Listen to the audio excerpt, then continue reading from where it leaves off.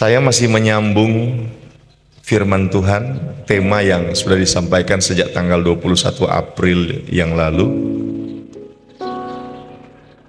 Namun sebelum akan lebih jauh, kita akan baca Alkitab Matius pasal 7 ayat 24 sampai 27. Matius 7 ayat 24 sampai ayat yang ke-27.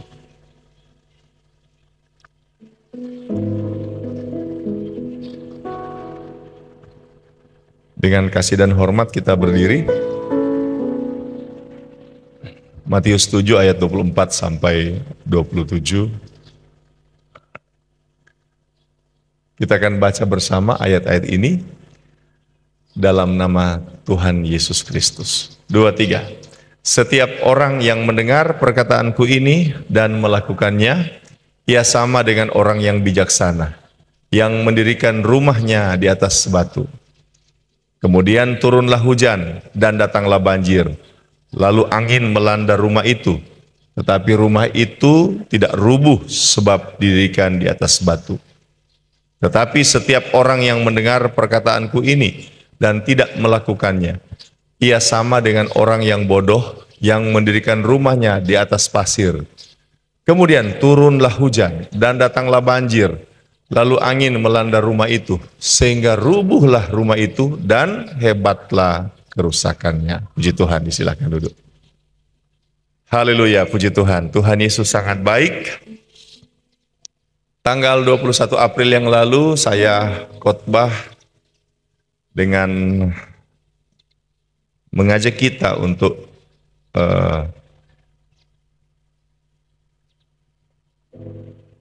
menyadari. Jadi mengajak kita untuk menyadari dan menyikapi akhir zaman. Jadi menyadari dan menyikapi akhir zaman. Jadi perlu sadar pertama dulu. Ini akhir zaman ini bagaimana? Pada waktu itu saya mulai dengan membaca 2 Timotius pasal 3 ayat 1 yang di ayat tersebut menegaskan bahwa 2 Timotius 3 ayat 1 di ayat tersebut menegaskan bahwa mana ini 2 Timotius 3 ayat 1.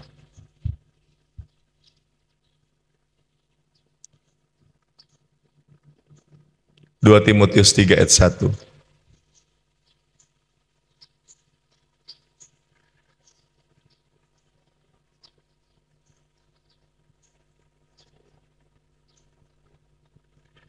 Di ayat tersebut menegaskan bahwa akhir zaman adalah masa yang sukar.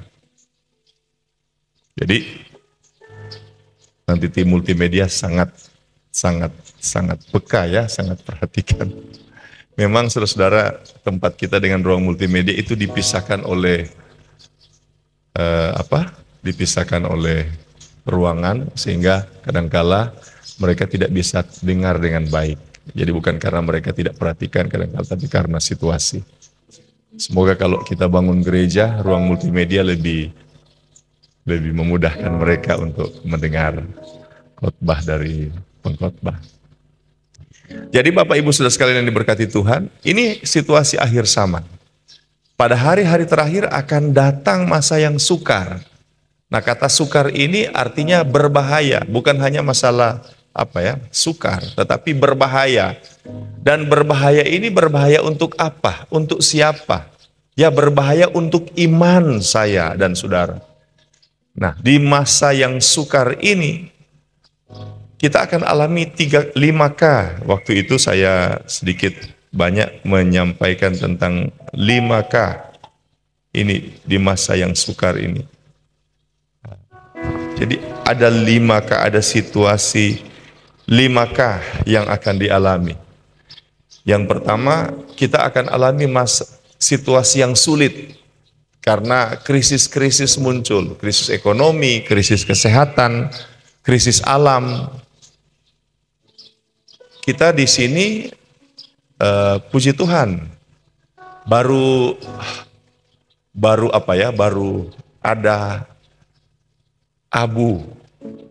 abu halus erupsi Gunung Ruang, maka Manado, Bitung, pemerintah langsung memberikan seruan supaya tidak dilaksanakan kegiatan pembelajaran secara luring, secara tatap muka. Jadi dilaksanakan pembelajaran secara daring, secara online. Mengapa? Karena berbahaya, ini abu. Kita seperti itu merasakannya. Tetapi saudara-saudara kita yang ada di Pulau Ruang dan Tagulandang, itu mereka lebih sulit lagi. Ada jemaat yang membagikan video bagaimana kampung Laing Patehi namanya, rumah-rumah yang kebanyakan atap sudah roboh. Ada rumah yang bukan hanya atapnya yang roboh, tetapi sampai rumahnya sudah hilang, tertutup pasir, tertutup abu. Dan kemudian ada satu gembala sidang, dia telepon saya, kemudian berkata, itu kalau di kampung Laing Patehi. Kalau di kampung Pumpente namanya, itu sudah seperti lapangan sepak bola. Sudah tidak ada rumahnya. Sudah seperti lapangan begitu. Nah, itu kan adalah kesulitan. Karena itu jemaat GPDTC meskipun jemaat tidak mudah, banyak kesulitan. Kita baru saja membantu di Lembek, Pulau Lembek. Seakan-akan tidak pernah berhenti ini. Penggalangan dana, penggalangan bantuan. Tim diakonia eksternal memang sekarang bekerja terus. Kalau hanya memikirkan diri sendiri, kita akan berkata, aduh, kurang terus-terus ini. Ya toh, kalau mau pikir cuma diri sendiri, duh, habis ini, habis ini. Nah, tapi kalau kita memikirkan situasi di sana, kita akan berkata begini, puji Tuhan jot orang, kalaupun orang perumahnya tidak terlalu nyaman, masih panas, puji Tuhan masih bisa tidur dengan atap yang kalau hujannya tidak. Nah, kalau orang soalnya tidak ada atap, puji Tuhan masih bisa ada dengan keluarga bersama. Nah, kalau kita hanya memikirkan diri sendiri pasti sekurang selalu. Nah, tapi kalau kita memikirkan orang lain, kita akan, oh iya. Dan hari Sabtu kemarin tim diakonia sudah, Pak Gembala ada yang luar biasa, puji Tuhan. Hari Senin kita akan bawa diakonia eksternal untuk pengungsi Pulau Ruang. Ada di minggu ini saudara-saudara, DP Gembala dan DP Jemaat soalnya tidak ada di sana. So semua mengungsi. Jadi saya bisa bayangkan, Gembala dan Jemaat. So semua mengungsi, DP Gembala, DP Jemaat.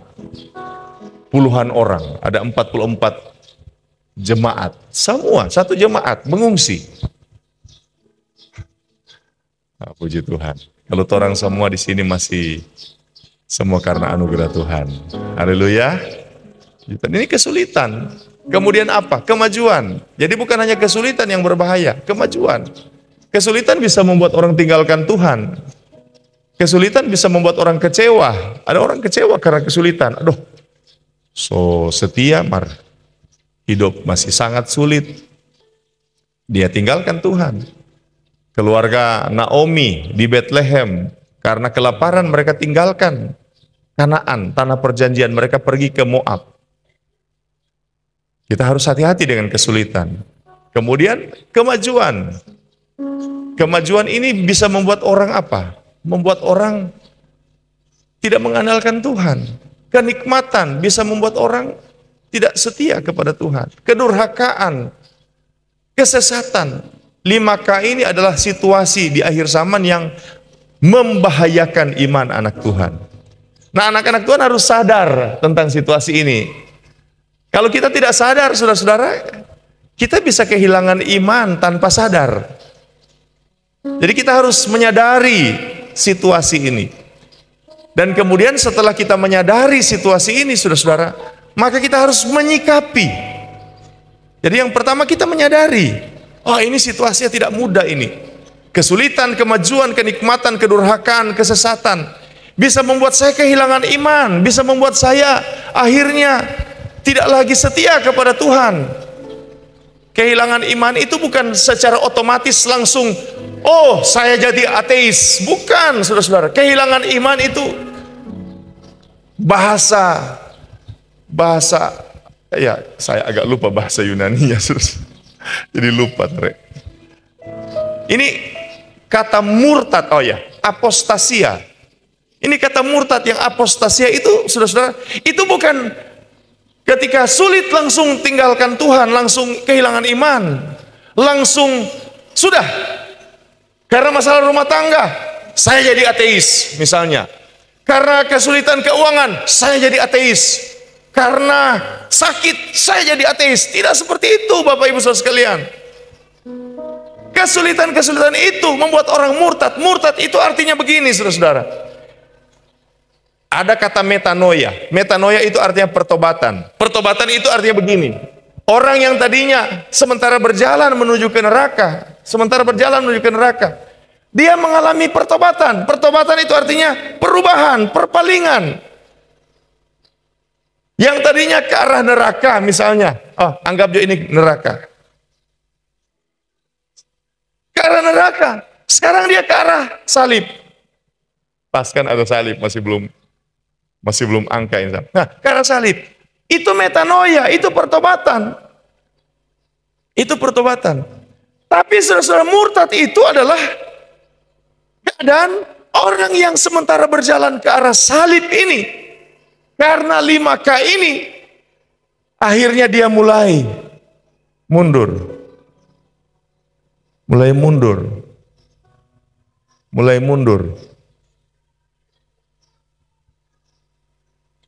babelok, mulai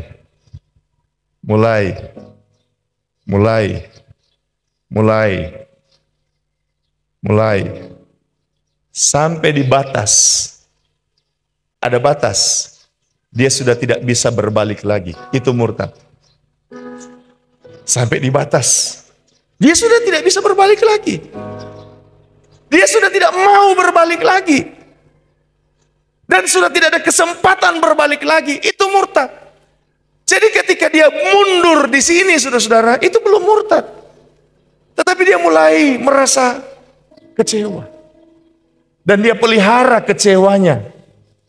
Dia pelihara ketidakpercayaan. Dia mulai kecewa, mulai merasa tidak ada gunanya saya iring Tuhan.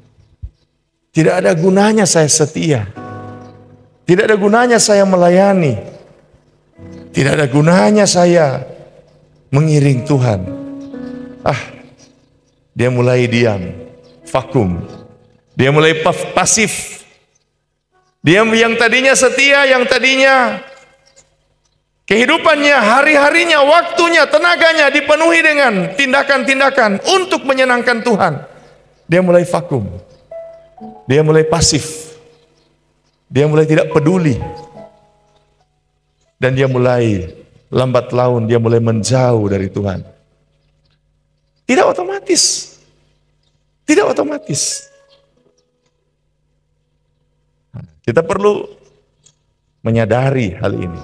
Dan kemudian kita perlu menyikapi.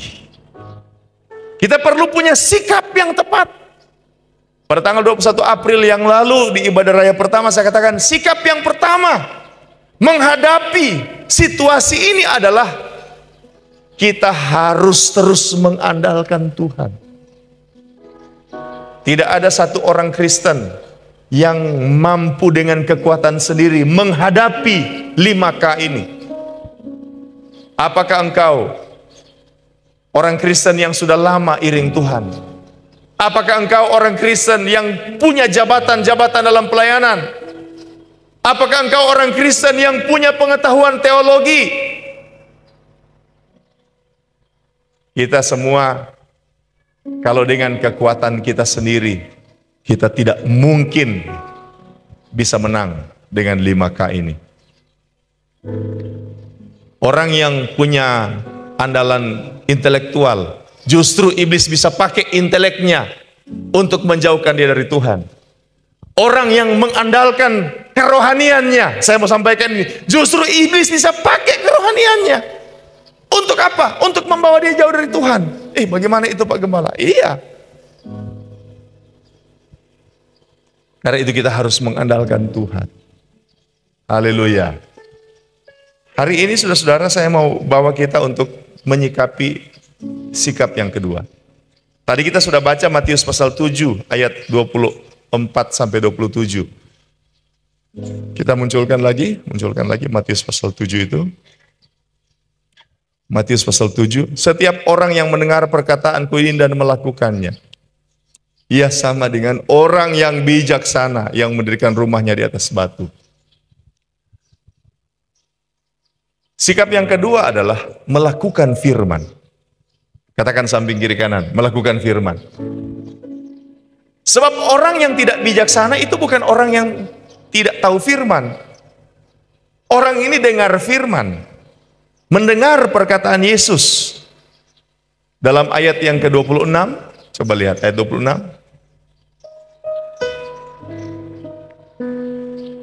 Orang yang mendengar tapi tidak melakukan sama dengan orang bodoh. Jadi Bapak Ibu saudara sekalian, coba kita renungkan ini, kebenaran ini begini. Kalau orang itu mendengar firman, mendengar perkataan Yesus, berarti dia ada di dalam gereja atau di luar gereja? Kalau orang yang di luar gereja, orang yang pernah beribadah, pasti tidak dengar firman.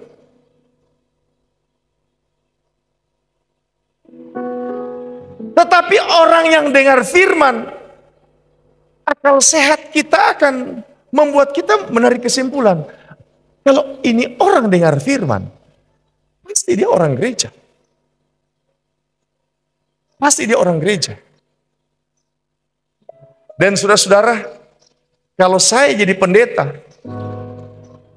kita rasa saudara-saudara sepanjang kita jadi pendeta, saya pribadi tidak pernah berkata begini kepada jemaat, brur, atau ses, atau om, atau tante. Bodoh sekali, brur, dan ses, atau om, tante. Saudara pernah dengar gembala bilang bodoh? Sepanjang saya melayani Bapak Ibu saya, kita tidak pernah bilang bodoh jemaat. Tidak pernah. Tidak pernah. Tapi Bapak Ibu saya sekalian, Tuhan Yesus bilang begini, kepada orang yang dengar firman tapi tidak melakukan, bodoh. Ini adalah sebuah pernyataan yang sangat tegas, saudara. Kalau orang, mengapa Tuhan Yesus bilang bodoh? Ya mungkin begini, kalau orang tidak tahu firman, ya. Tapi kalau orang dengar firman tetapi tidak melakukan, itu yang Alkitab katakan demikian. Dengar firman. Jadi Bapak Ibu saudara sekalian, menyikapi keadaan akhir zaman yang berbahaya, maka anak-anak Tuhan tidak cukup dengar firman. Tidak cukup. Tapi anak-anak Tuhan harus lakukan firman. Haleluya. Jadi anak-anak Tuhan, orang semua, pendeta kah dia, pelayan, semua jemaat, tidak cukup dengar firman. Teman-teman tim pastoral semua, saudara-saudara, semua sampai mahasiswa. Dan saya mendorong jemaat juga melakukan itu. Catat firman. Kita Omak betul, tapi Omak bilang begini, catatan paling besar masih lebih bagus dari ingatan yang paling baik. Tahu lagi tapi Omak jaga bikin quotes begitu. Pulang sekolah, masih SD, itu masih kelas 1 stok kita itu. Tapi Omak bilang, mana yang ada catatan fit? Nggak ada. Catatan paling besar masih lebih bagus dari ingatan paling bagus.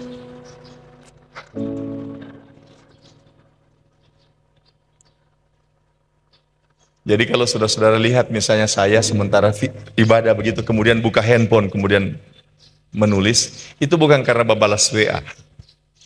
Tapi kemungkinan besar karena ada rema tiba-tiba harus dicatat.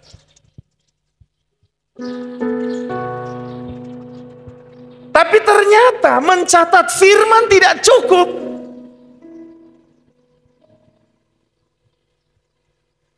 Kita harus melakukan firman. Dan Bapak Ibu Saudara sekalian, kembali ke ayat 24 tadi. Ini persoalannya melakukan firman. Ini persoalannya.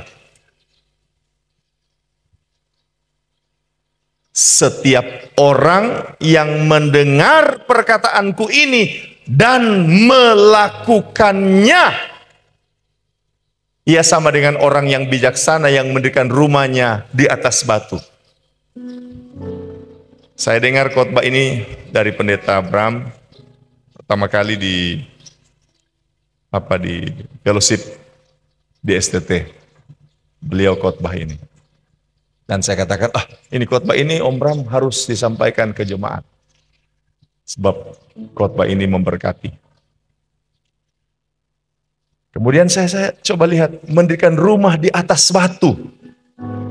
Kalau dalam konteks kita, saudara-saudara, mendirikan rumah di atas batu ini pondasi. Ini pondasi. Tapi kalau dalam konteks Matius 7, ini bukan seperti pondasi kita. Wakil Gembala sangat paham masalah-masalah itu. Karena itu beliau yang menjadi koordinator dalam hal struktur gereja kita. Sebab dia punya pemahaman.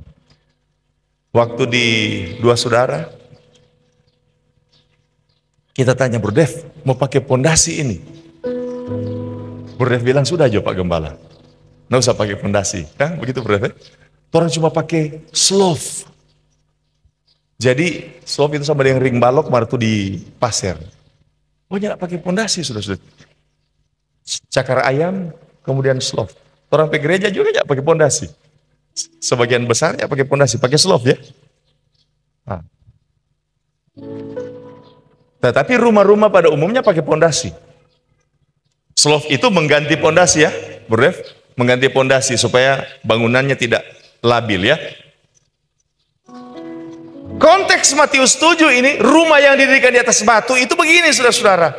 Ada orang Israel punya daerah, itu ada yang pasir, karena orang itu kan iklim kurang lebih semi gurun.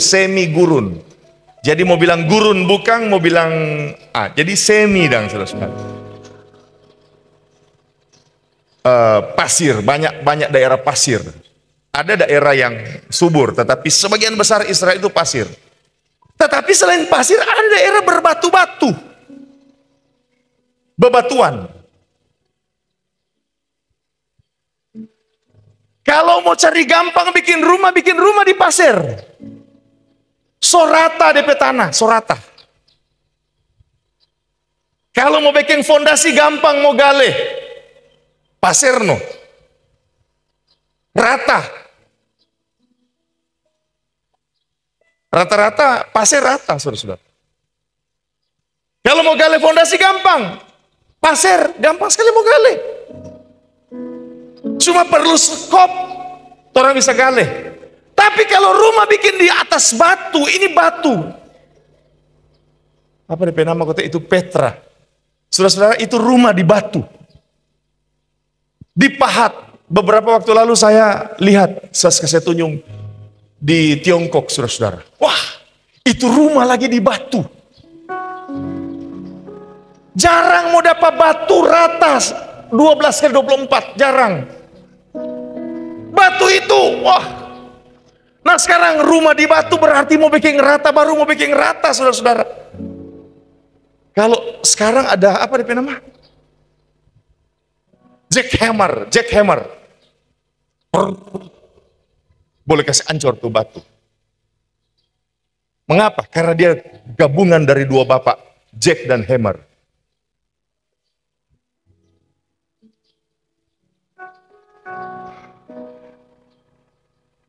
Bro Medi tertawa karena beliau juga sering menggunakan ini alat ini. Tapi kalau dulu saudara-saudara, berarti Tapi pakai manual. Toki-toki. Mau kasih rata. Dengan kata lain saya mau sampaikan. Mendirikan rumah di batu ini tantangannya tidak mudah. Sulit sekali. Bahkan dapat saya katakan sangat sulit.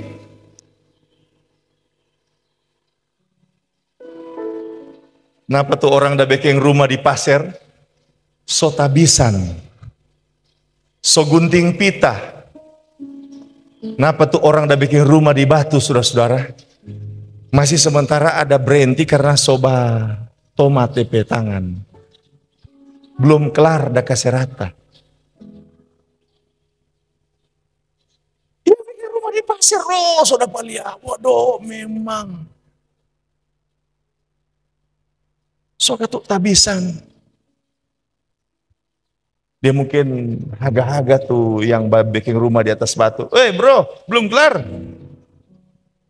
Kenapa ini masih kasih rata? Kadang besok rencana tabisan datang ya. Sulit, susah. Nah, begitu juga saya mau sampaikan. Melakukan firman Allah itu susah. Sulit. Mengampuni gampang. Orang kalau orang bikin salah pada dia, kamu suruh mengampuni, dia bilang begini. Susah. Dia kok bikin salah pada kita? Memang kalau kita yang bikin salah pada dia, bukan kita yang mau ampuni, dia yang mau ampuni. Oh susah, mengampuni itu. Ya tidak perlu orang jauh, saudara-saudara. Mau mengampuni itu susah. Mama yang melahirkan anak, itu anak bikin salah pada DP mama. Ini DP darah daging. Dia yang lahirkan 9 bulan. Bawa-bawa kemana-mana karena mengandung. Melahirkan, apakah dia mau pakai cara biasa atau sesar? Tetap tidak mudah. Tetapi saudara-saudara, jangankan orang lain, sedangkan mama terhadap anak mau mengampuni bukan hal yang mudah.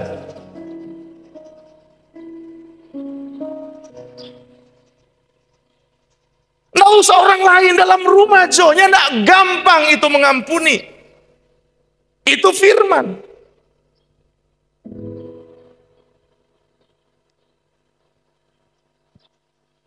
Pendeta, jemaat, pendeta, gampang? Ya enggak gampang. Pokoknya kalau umpama ada salah, saudara-saudara, misalnya di hubungan, di mana saja. Pokoknya itu orang pesalah jadi besar sekali, dan dia baik jadi kecil sekali. Kita ada baku salah dengan Om Bram. Om Bram salah jadi besar sekali, padahal Om Bram kecil.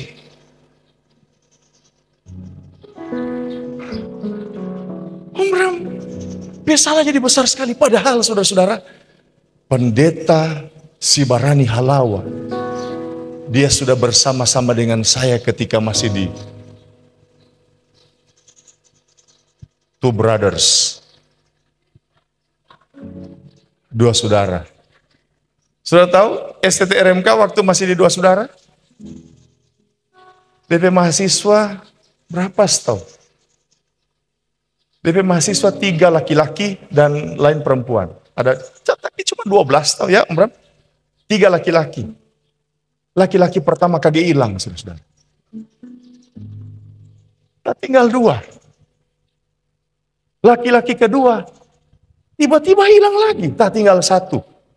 Dialah Berbobi Ayawila. Waktu itu beliau karena baru kena kecelakaan, sakit-sakit gigi terus. Nah kalau mahasiswa itu saudara-saudara pelayanan atau ibadah di tempat lain, Bro Bram dan sesulan, Bro Bram bawa mahasiswa, sesulan di 2 saudara. So sama-sama lama dengan kita, dengan orang keluarga. Sesulan kalau bikin mie cakalang, pasti dia bawa patorang. Dia kalau putar babi, tidak pernah saudara-saudara. Tidak pernah, kalau itu tidak pernah. Tapi kalau Om Bram bikin salah, bodoh jadi besar sekali. Itu mie cakalang hilang, bakwan hilang, perkedel milu hilang, senyuman Om Bram hilang. Yang ganti hanya apa? Dosanya yang merah seperti kirmisi.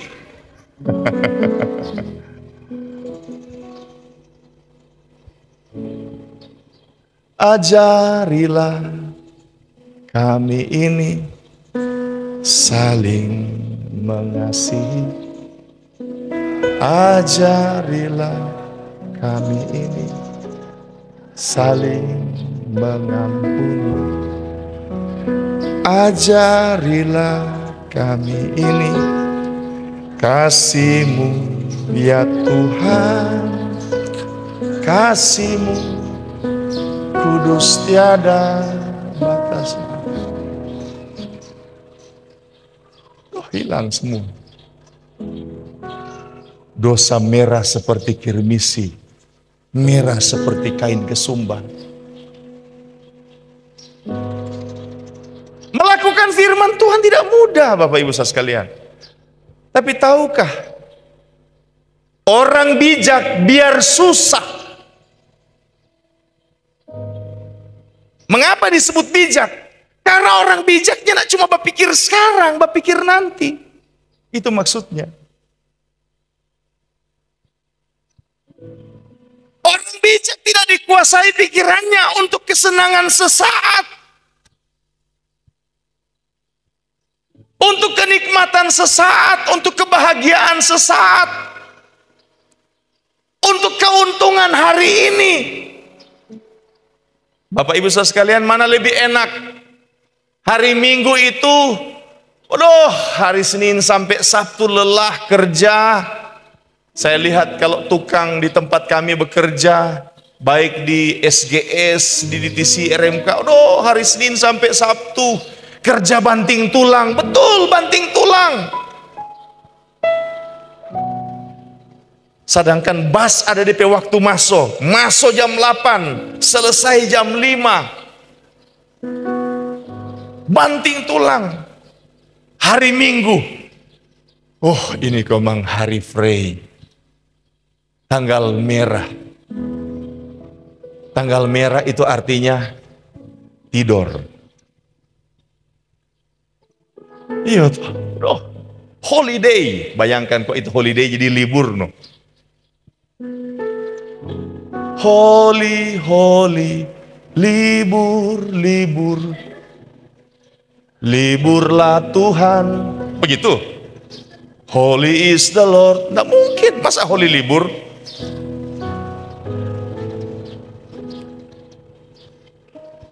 Holy, holy, holy is the Lord. Holy, holy, holy. Masa libur, libur, libur Kau Tuhan. Kan ada tuh, kudus. Coba kesana aja. Kudus, kudus, kuduslah. Kudus, kudus, kuduslah Tuhan. Itu kan di bahasa Inggris, holy, holy, holy is the Lord. Holy, holy, holy. Nah, begitu dong saudara-saudara. Kan mungkin turun terjemahkan tuh holy, holy. Sekarang terjemahan Indonesia, libur, libur, libur Kau Tuhan. Libur, libur, libur Kau Tuhan. Tuhan libur. Apa nasibnya kita? Mau jadi apa kita kalau Tuhan libur? Tuhan libur karena libur tidak ada pelayanan. Pelayanan nafas tidak ada. Siapa kata jam 12 lewat 1 detik, so mulai taprok. Apa ini? Pelayanan nafas habis karena Tuhan libur. Oh, bukan. Holy itu artinya kudus. Tapi gampang? Nggak gampang. Nggak gampang. Senin sampai Sabtu kerja banting tulang. Bekerja keras. Waduh, nggak gampang. Hari Minggu.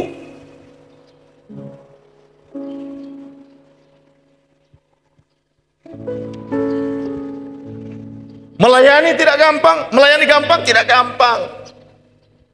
Berkorban gampang? Tidak gampang. Semua yang melakukan firman itu, saudara-saudara, Alkitab katakan, itu sama dengan makan gulungan kitab. Dia ada dua kesan. Ada pahit dan ada manis. Melakukan firman, aduh, tidak mudah. Mengampuni orang gampang, susah.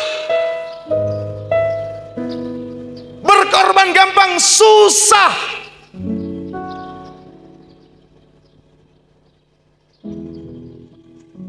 Tetapi bijak dia, siapa? Itu berakit-rakit dahulu, berenang-renang ke tepian itu mungkin terinspirasi dari Matius 7. Bijak itu apa? Adek, biar susah sekolah, masuk di SGS. Pastor Dev bikin tambah ruangan baru. Ini bahwa batu promosi SGS ini. Sekolah di mana? Orang anak-anak sekolah. Sekolah, adek, rumah kita mengantuk. Tetap sekolah. Mak, kita coba orang anak-anak tuh, lengkel orang ini tahu di alasan apa? Sekolah, kita capang enak. Kita mau sekolah. Pastiu dan sebagainya. Tapi mama, sekolah Jo. Sudah tidur Jo. Tidur 2 menit tidur 2 menit. DP mama pandai itu tidur 2 menit tidur 2 menit. Sudah setelah bangun, masih lelah. Oh, tidur tambah 1 menit. DP mama bikin dadar, susu. Sudah setelah bangun, belum. Oh, 1 menit lagi karena ketuk 3 kali kesempatan, saudara-saudara. Iya udah, Allah. Mana adek handuk? Kenapa? Karena DP mama berpikir panjang. Begitu melakukan firman. Bijaksana karena apa? Orang berpikir panjang. Haleluya, haleluya. Haleluya, haleluya.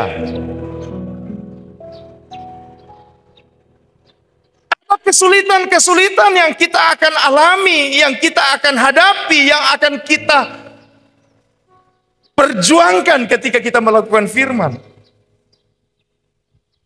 Matius pasal 13. Ini saya hanya kasih gambaran. Nanti ibadah kedua, kalau jadwal saya khotbah, saya akan uraikan. Tetapi jadwal di ibadah pertama, saya hanya akan sampaikan begitu. Uraiannya di ibadah kedua. Jemaat yang mau suka DP lengkap, boleh masuk gereja, boleh ikut online sebentar. Matius 13, ayat 18 sampai 23. Kesulitan apa yang akan kita hadapi ketika kita melakukan firman? Karena itu dengarlah arti perumpamaan penabur itu.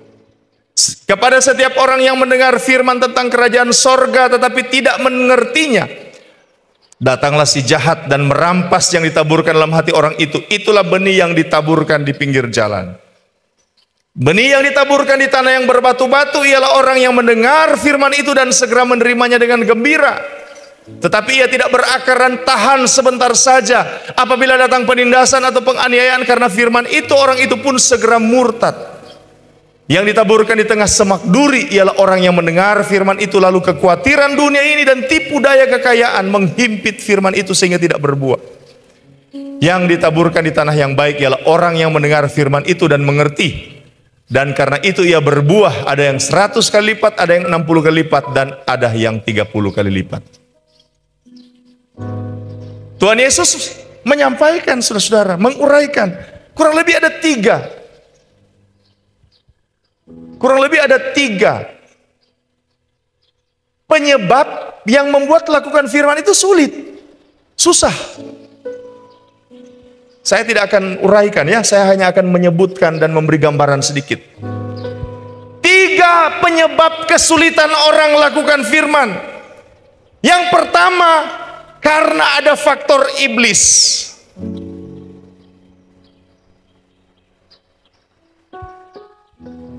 Karena ada faktor iblis. Itu yang pertama. Nanti akan diuraikan semua. Pokoknya iblis akan mencegah kita melakukan firman.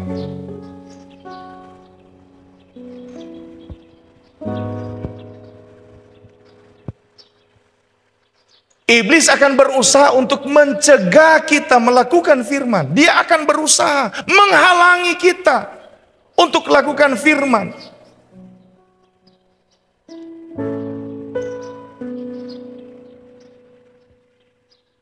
Orang yang sementara melakukan firman, dia akan berusaha supaya orang itu berhenti lakukan firman. Orang yang baru ada niat, dia akan berusaha supaya orang itu pupus niatnya, tidak lakukan firman. Orang yang mau lakukan firman, dia berusaha supaya orang itu lupa. Banyak akalnya. Intinya adalah dia berusaha menggagalkan anak-anak Tuhan lakukan firman.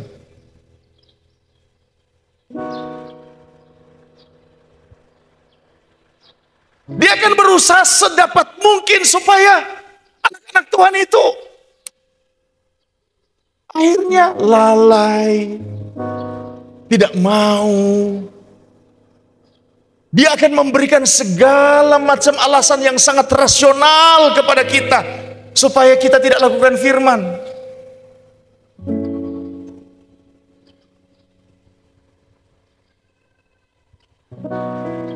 Banyak alasan-alasan rasional dia munculkan. Sudah Jo, dia kasih mengerti patorang, saudara-saudara, supaya orangnya lakukan firman. Karena itu memang sudah perlu berdoa supaya orang hamba-hamba Tuhan jadi jadi pemberita firman Allah, diberikan hikmat untuk kasih mengerti jemaat supaya lakukan firman.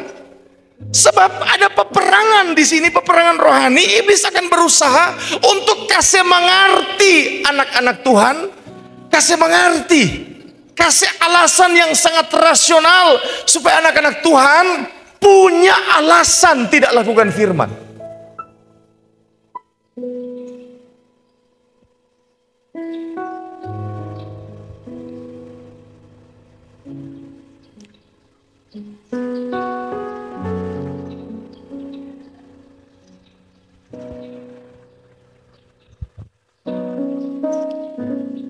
Jaga muncul tuh alasan-alasan tuh. Oh boleh juga karena soalnya. Siapanya nak masuk gereja? Aduh kuat. Banyak. Dia mau kasih alasan-alasan itu, Bapak Ibu saya sekalian. Sehingga kita akhirnya bisa tidak lakukan firman dan kita bisa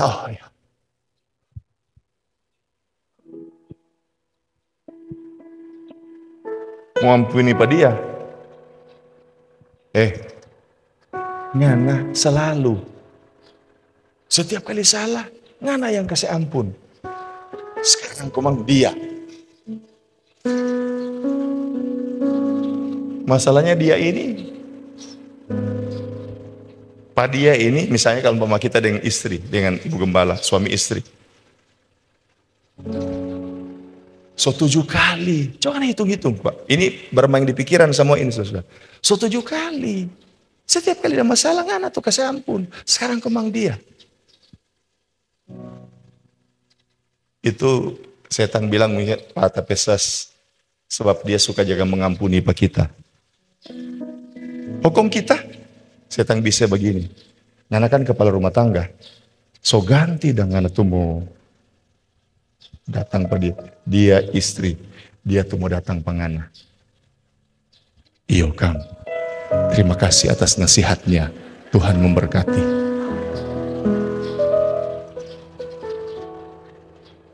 Jadi kita dengan akhirnya mengalami itu sindrom Obi Mesak. Malu aku malu. menunggu di sini. Dua-dua baku tunggu. Siapa tuh mau kore lebih dulu? So di atas tempat tidur bersama, satu menghadap utara, satu menghadap selatan. Saya tunggu-tunggu. So 7 kali kemang kita. Sekarang dia. Kita kemang batunggu. Kita kemang tuh suami. Siapa kita tuh mau dipisahkan oleh bantal lo.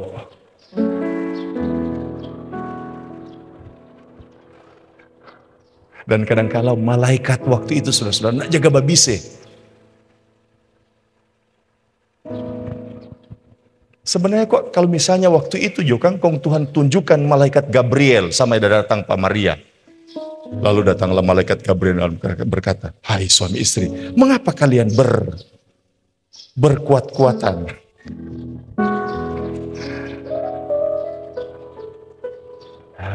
Haleluya, haleluya, haleluya. Boleh mau haleluya? Haleluya. Iblis. Yang kedua saudara-saudara, yang membuat orang sulit lakukan firman adalah lingkungan. Lingkungan. Itu orang saudara-saudara saya perhatikan. Itu memang lingkungan itu. Kita masuk sekolah Alkitab.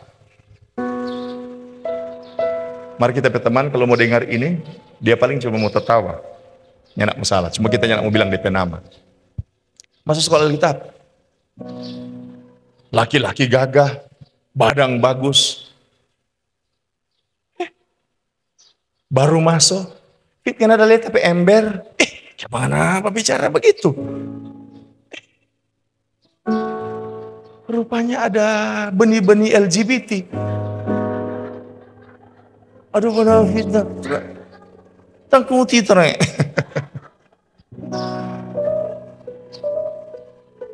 Kalau kita baca cerita dengan tamang ini, saudara. Sekarang dia gembala. Selesai DP benih itu sudah selesai, sudah habis. Dia itu seorang hamba Tuhan yang luar biasa sekarang. Jadi ada orang LGBT, Tuhan bisa ubahkan. Kita tanya pada dia. Dia bilang begini kok Fit. Mari pakai Marsal salah kita mau aju semua tuh saudara-saudara. Dia kata bas sekolah, DP tanpa kos, itu tanpa kos bencong-bencong. Dia sekolah, kong dia bakos di kompleks. Jadi dia ini laki-laki normal. Cuma karena hari-hari, gentes, dan sebagainya.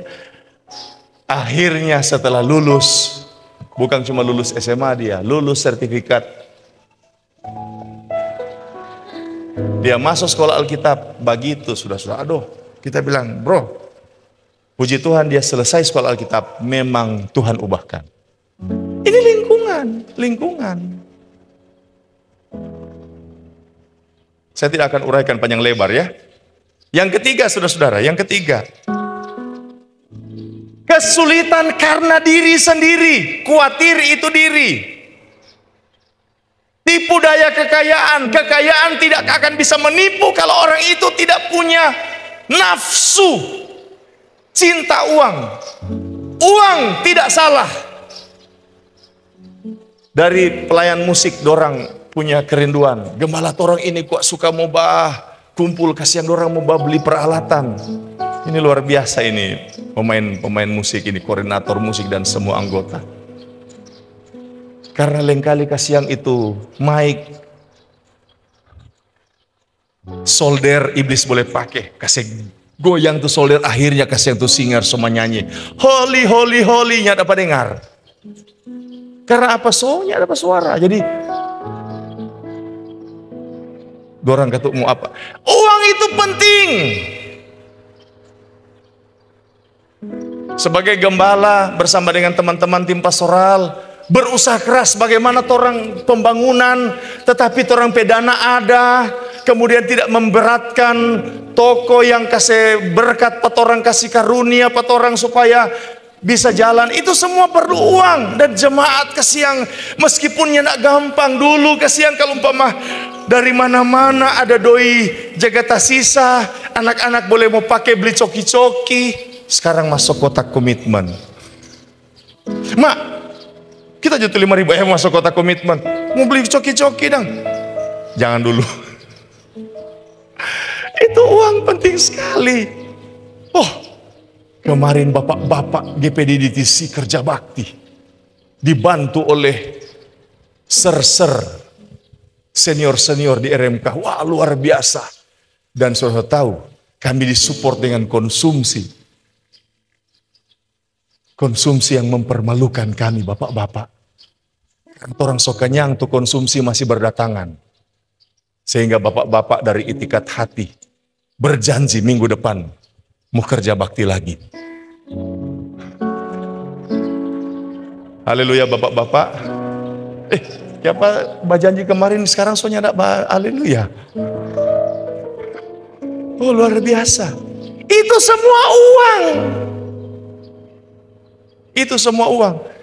Ada 2 bapak so senior, dorang kasih rata itu tanah. Kita bilang, oh Tuhan, dari jauh kita berdoa Tuhan, kuatkan mereka Tuhan, kuatkan mereka Tuhan, jangan sampai mereka lelah dan letih. Mereka karena semangat ini 2 om kita berdekat, om jangan terlalu semangat. Ingat umur itu sudah lanjut. Tapi hari Sabtu dorang mau datang, dorangnya mau kasih semangat. Nanti bawa bendera, banner, supaya kasih semangat. Luar biasa ini. Haleluya. 3D. Dana, daya, doa. Ya pelayanan perlu uang, tetapi cinta uang. Doi jadi nomor 1. Bapak-bapak GPDDTC akan cari uang for apa? Supaya istri dapat beli semengken. Ada DP ayat Alkitab? Ada. Jadi saudara-saudara, oh gembala ini ajaran saat ada DP ayat Alkitab. Bu, tapi tidak tertulis lipstick, saudara-saudara. Saudara cari di Alkitabnya ada tertulis lipstick, semengken, biarlah saudara pe handphone canggih. Bapak-bapak cari uang untuk kebutuhan anak-anak, untuk keperluan rumah tangga. Itu hal yang bagus, hal yang benar. Anak-anak Tuhan dapat keuangan, support pekerjaan Tuhan, itu hal yang benar. Tetapi kekhawatiran dan cinta uang itu faktor internal. Itu bisa menjadi penghalang orang untuk melakukan firman. Ini 3 penyebab. Boleh munculkan di sini yang ini.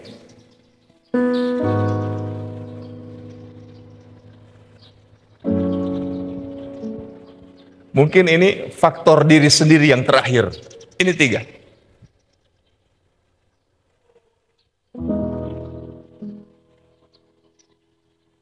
Memang begitu saudara-saudara.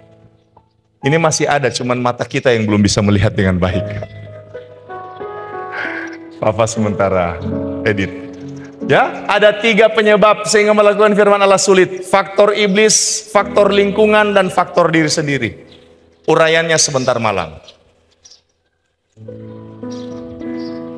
GPDDTC tidak ada penghakiman, tetapi yang ada saling mengingatkan. Amin. Saling mengingatkan. Melakukan firman Allah bijak. Melakukan firman Allah berguna. Melakukan firman Allah bermanfaat untuk diri, untuk keluarga, untuk pelayanan, untuk pendidikan. Lakukan firman Allah sulit, tetapi berguna dan membuat kita berhasil menghadapi situasi yang sulit di akhir zaman.